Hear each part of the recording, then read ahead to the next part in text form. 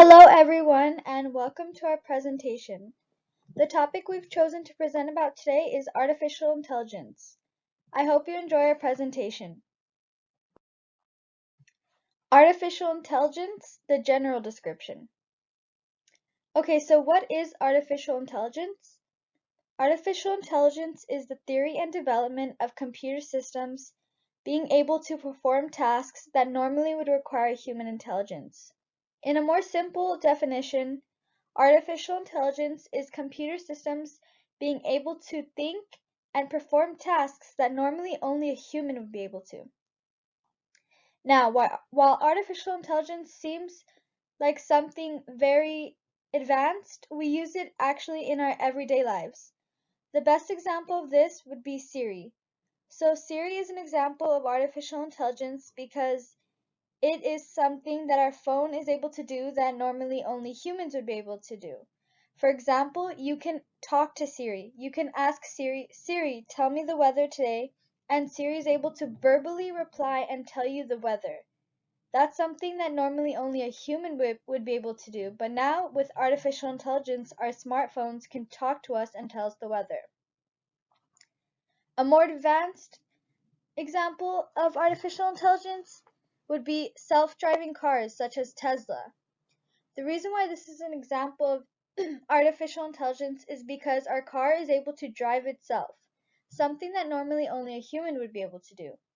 It's able to think like a human as well, which is an important part of artificial intelligence. It's not only performing tasks, but it's thinking and then performing. So, for example, if the car senses someone coming, the car is able to process that someone is coming, and then it's able to perform the task of physically braking, so that way you don't run over someone.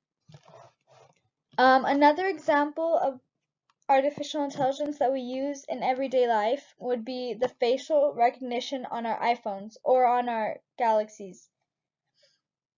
So with this, your phone is actually physically able to remember your facial features and remember who you are as a person in order to unlock your phone. That's something normally only a human would be able to do. Only a human would be able to recognize your face.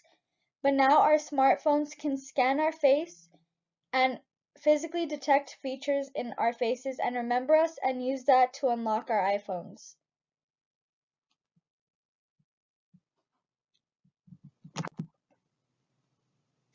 So with artificial intelligence, the term may also be applied to machines that exhibit traits associated with human mind, such as learning and problem solving.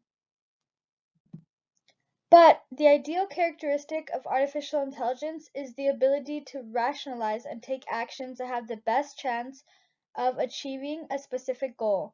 So, an example of that would be the example I used before with the Tesla.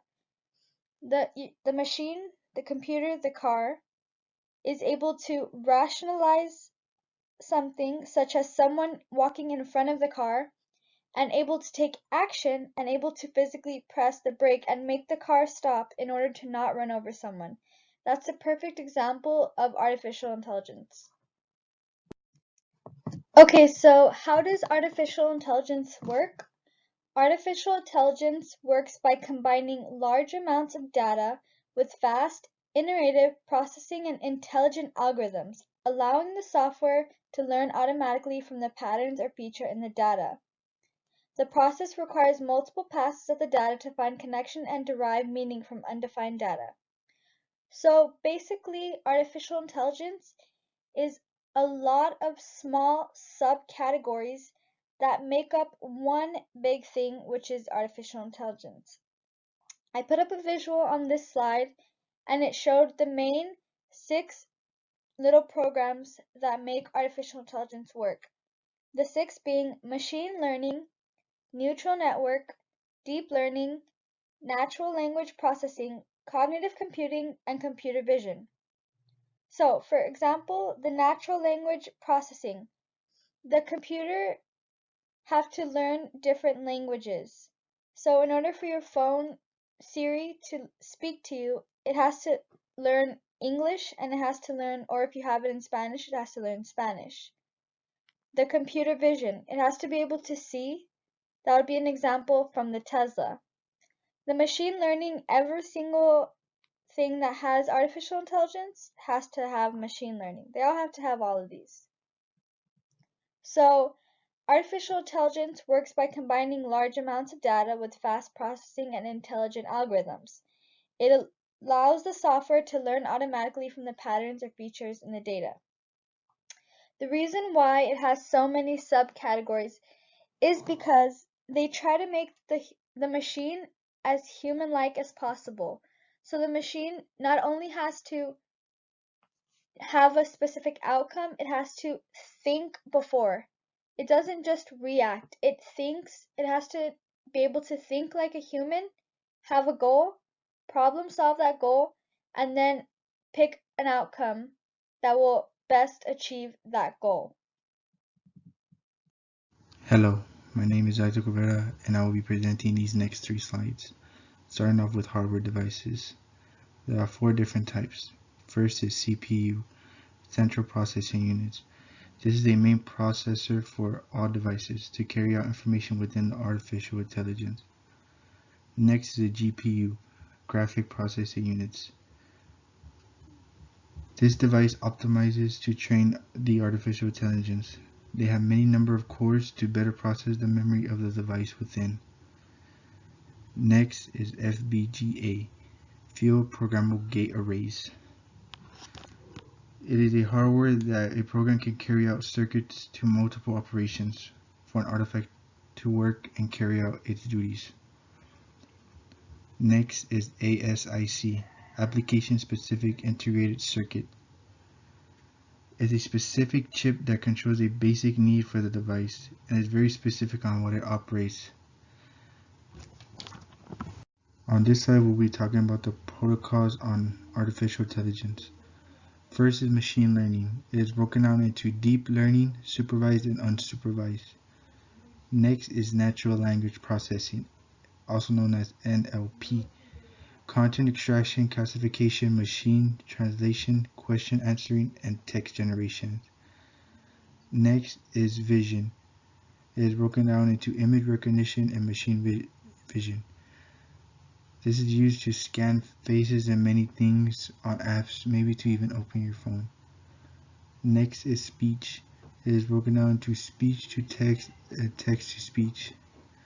And the other ones that are known to the protocols are planning and robotics and expert systems. On this slide, we will be talking about technical parameters. First is reactive machines. They perform the basic operations for an AI. This level is the simplest, and these types react to some input with some output. There's not really no learning for this to occur. Next is limited memory.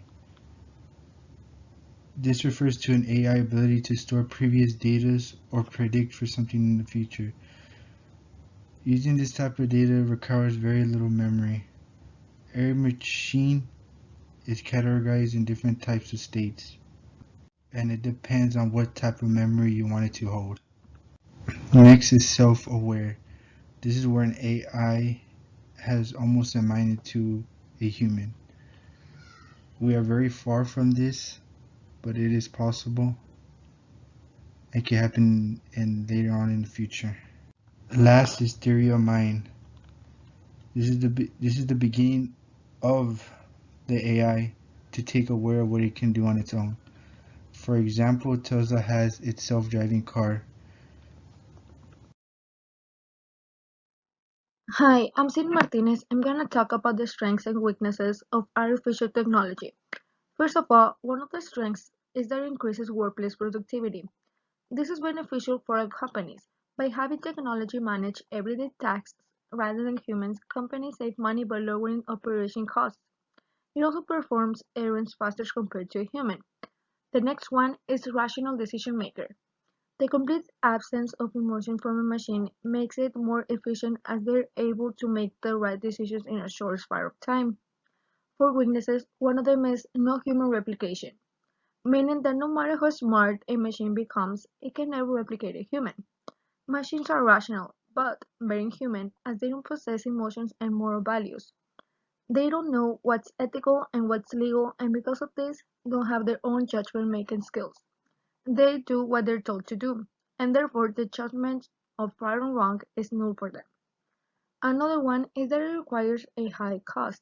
The overall cost of implementing an AI machine is huge, therefore only companies can make use of it. It also leads to unemployment. This one is the riskiest and can have several effects. With capital-intensive technologies, human-intensive requirements have decreased in some industries.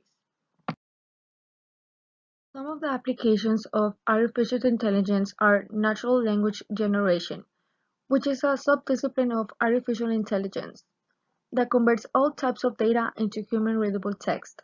This software converts data into text at a rapid pace, enabling machines to communicate effectively.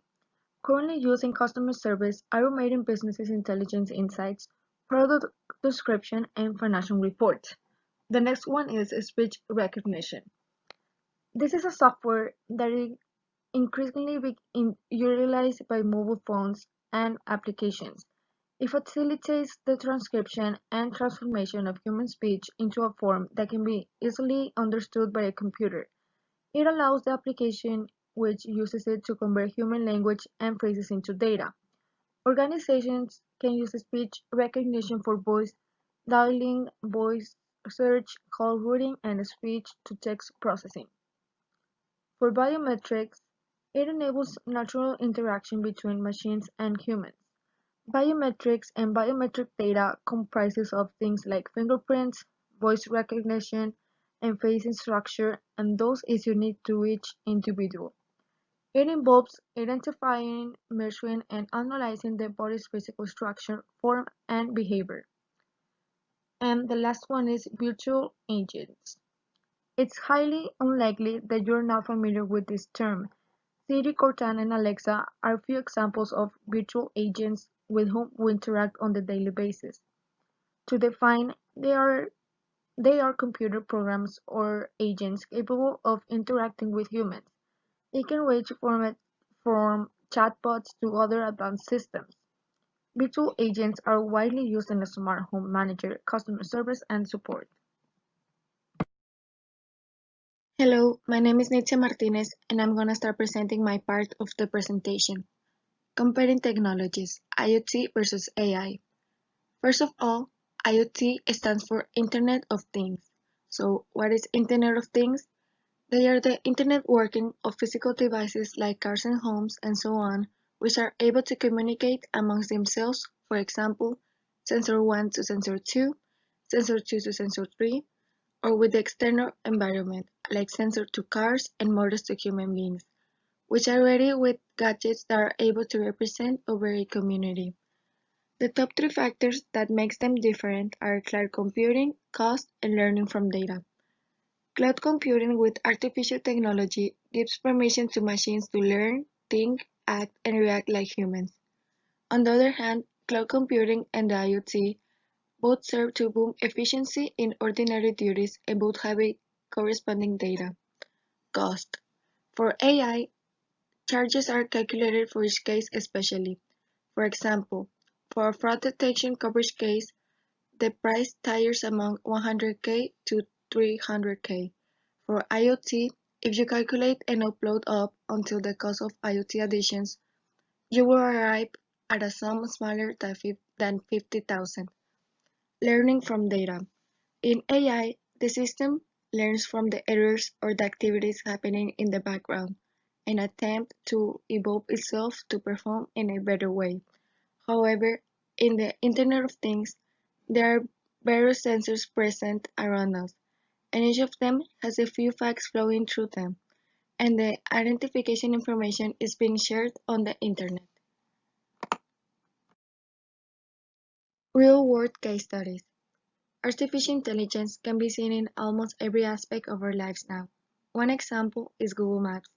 Now with artificial intelligence, one does not have to think so much about the route to a new destination anymore. Instead of having to rely on confusing address directions, you can now simply open up a handy map application on your phone and type in your destination. When you do that, the app is going to give you the fastest route, the level of traffic, and even the time you will reach your destination. The second example is face detection and recognition. We simply use this one to unlock our iPhones or even to take selfies with the filters on Snapchat or Instagram. The third example is digital assistants. This one is the most known since there are a lot of versions such as Siri, Hey Google, and Alexa. You can ask simple questions such as how is the weather to much complicated tasks as organizing your agenda for the day. For a case study, a company in Denmark created a system named Cody that has been launched to help make life-saving decisions for emergency medical dispatchers. It uses cognitive technologies to quickly and correctly detect cardiac arrest outside the hospital. Future direction of AI. The future direction of AI is unknown, but the only thing that can be assured is that it's going to be revolutionary in every aspect. Some people argue that since there are positive outcomes, there will be negative as well. As for right now, the majority of the research has focused on the positive ones. According to USC researchers, by 2050, in terms of entertainment, movies will feature virtual actors of their choice. Meanwhile, for film studios, there will be predictive programs that will analyze its box office potential. In the field of medicine, from diagnosing brain tumors to deciding which cancer treatment will work best for an individual, AI will drive the personalized medicine revolution. In various tasks, AI assistants will help older people stay independent and live in their own homes longer. The tools will be able to mow lawns, keep windows washed, and even help with bathing and hygiene. And finally, in transportation, thanks to Google, autonomous cars are already here, but watch for them to be everywhere by 2030. Thanks for listening to our presentation.